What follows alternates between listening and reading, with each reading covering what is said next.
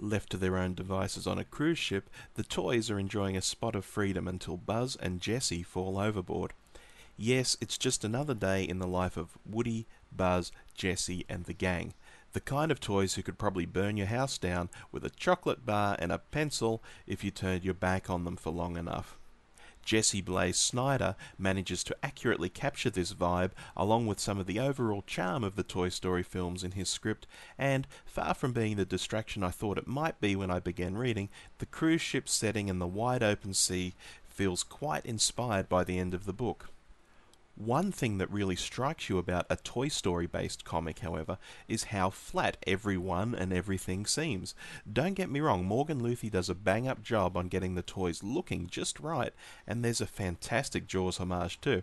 But after seeing the characters in CG for the past 15 years, it took a little adjustment.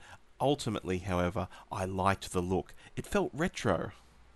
Naturally, there is no escaping that this is very much a children's comic, and while the films are reasonably enjoyable for older folks to sit through, with or without children, it's unlikely that as many older folks will be reaching for a copy of this book to read on their own.